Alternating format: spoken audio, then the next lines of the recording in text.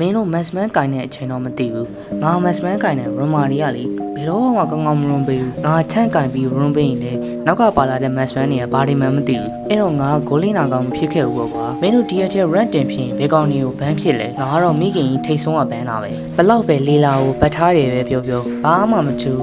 အတန်တုံးရရင်ကျန်းတာပဲအဲ့တော့လေးလာပါလာတယ်ဆိုရင်အဝေးကနေလှမ်းပစ်လို့ရတဲ့ကောင် Granger တို့ Leslie တို့နဲ့ပဲဆင်ပြေတယ်မင်းတို့လည်းတီးကြမှာပဲ Leslie ဆိုတဲ့ hero ကဘယ်တဲ့ဝင်ရထွက်ရလွယ်တယ်ပြီးတော့ကိုဘက်ကဘယ်တဲ့တာလို့ enemy ကထွက်ပြေးရဆိုရင်နောက်ကနေအသာလေးလိုက်ပြီးကောက်စားရုံပဲကိုဘက်ကဘယ်တဲ့မကောင်းလို့နောက်ပြန်ဆုတ်ရရင်လေ Leslie ကပြန်ပတ်ရတာလွယ်တယ်တခြား match မနေနဲ့မတူတဲ့အားသာချက်ပေါ့ပြောရင်းဆိုရင်မိခင်ကြီးကကျန်းလာပြီတူးတန်ကျန်အင်္ဂါဂျိုရီလှမ်းပစ်လို့ရနေအတော်ဆိုဘယ်တဲ့ရှင်နေတော့အရင်ပြောချင်တယ်ကိုဘာလို့ဆိုတော့ငါထုံးစံအတိုင်း create ရှင်းနေရလို့ Leslie လို Maxman မျိုး Romo ဆိုရင်လူစုလို့ရတဲ့ Tigre တို့ Atlantis လို့ထံမျိုးနေနေတော့အဆင်မပြေဘူး။ Battery ကအမြန်ဘတ်ပေးနိုင်တဲ့ထံမျိုးနေတော့အဆင်ပြေတယ်။ Romo တွေ goal လင်ကသမားကိုပြင်မထားတဲ့ Romo တွေဆိုရင် Maxman က item တစ်ခွက်တောင်းမထွက်သေး။ Battery ကစချင်ပြီ။ item မထွက်တဲ့ Maxman တွေဆိုရင် Hyper တွေကမျက်စောင်းတထိုးထိုးအဲ့တော့ late game မှာမကြမ်းပြနိုင်တော့အစဲခံရရော goal လင်က player တိုင်းကိုပြောတာမဟုတ်ပါဘူးနော်။တချို့ Maxman Pro တွေလည်းရှိကြပါတယ်။ဒီပွဲကနိုင်တဲ့ပွဲလေးတော့မဟုတ်ပါဘူး။ကျွန်တော်ကိုပါအဆုံးလေးကြည့်ပြီးကြလို့ကျေးဇူးများကြီးတင်ပါတယ်။ဒီလိုလိုနဲ့တိုင်ဝမ်ဝယ်ချင်တယ်ဆိုရင်ကျွန်တော် channel မှာတော့အားပေးလို့ရပါတယ်။ comment မှာ link ပေးထားပါတယ်။